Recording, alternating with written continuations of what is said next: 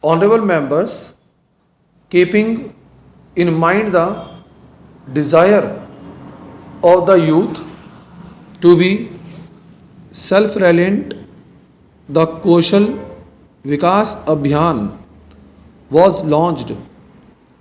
Under this Abhiyan, in the last 4 years, on an average, 1 crore youth have been trained every year in different skills. In the coming days, more than 15,000 ITIs, more than 10,000 Kaushal Vikas Kendras, and more than 600 Pradhan Mantri Kaushal Vikas Kendras will play a critical role in developing the skill test of the country's youth. Under the Pradhan Mantri Mudra Yojana, which facilitates credit for professional and business requirements, loans worth more than rupees 7 lakh crore have been disbursed to be youth without any guarantee. More than 15 crore people have benefited and over 8 crore 26 lakh first time borrowers have started their business under this scheme. Under Startup India and Stand Up India, my government has provided financial assistance to make the youth self-reliant. As a result, in the world of startups, India now figures as a frontline country. The government has linked creation of jobs with tax incentives under Pradhan Mantri Rozgar Protsahan Yojana. Under this scheme, when a young person gets a new job, the EPS and EPF contribution of 12% payable by the employer is being paid by the government for the first 3 years. More than 1 crore youth have already benefited from this scheme. Every parent aspires for a good education for their sons and daughters so that they can succeed in life. Government is establishing new educational institutions to provide increased opportunities for professional education of the highest standard. 7 IITs, 7 IMS, 14 IITs and others are being established. It has been decided to enhance the amount of scholarship and fellowship by more than 25% to encourage research activities in the country.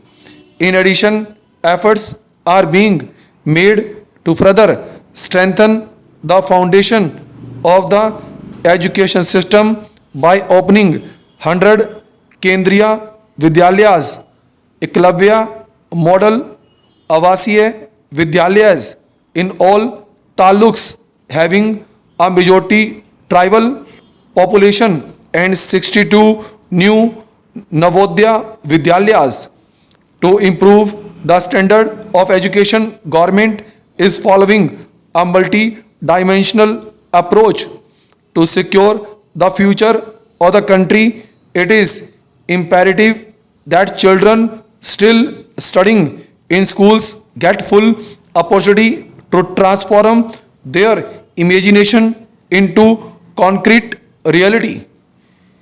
Honorable members, with changing times and evolving technology, methods and processes of employment and business are also changing. My government is constantly working to ensure the preparedness of youth of our country and such changes. My government is making efforts to identify talented sport persons from different corners of this country under the youth centric Khelo India program. Transparency in selection process has boosted the morale of our sports persons. The result is reflected in the number of medals won by us at national and international levels. Our daughters are making remarkable contribution in every field today and have brought laurels to the country. It is for the first time since independence that the policies and programs of the government have created numerous new opportunities for enterprise for women and led to their empowerment and economic mainstreaming. Under the Pradhan Mantri Mudra Yojana, the maximum benefit have been availed by women. Out of the 15 crore Mudra loans provided so far throughout the country, 73% have been disbursed to women entrepreneurs. Under the Deen Dayal Antyodaya Yojana, about 6 crore women have become members of self-help groups. My government has provided loans worth more than rupees 75,000 crore to such self-help groups. This amount is 2.5 times more than the loans given in the 4 years preceding 2014. In order to ensure the participation of women entrepreneurs in small and medium enterprises, it has been made mandatory for the major government companies to purchase at least 3% of their material from the enterprises owned by women entrepreneurs. My government is also making efforts to address the problem of gender-based discrimination faced by women in different spheres.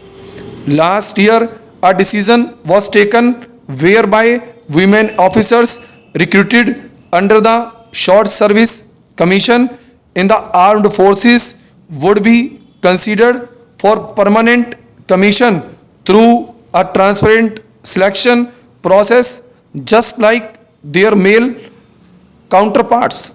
Women who has been deprived of employment opportunities in the underground mining sector even after so many years of independence will now be given equal opportunity to work in this sector. To enable working women to devote more than towards the upbringing of their new born children during the crucial formative years, the government has enhanced maternity leave from 12 weeks to 26 weeks. Despite the scorching sun, having downpour, snowfall, or any other challenge, the hard-working farmers of our country have toiled day and night to produce record food grains harvest. There has also been an increase in dairy and fish production has also in other areas. Many of you have witnessed village life and the struggles of the farmers. Our farmers are not only the foundation of our economy, but they also keep our traditions alive. Full stop and over.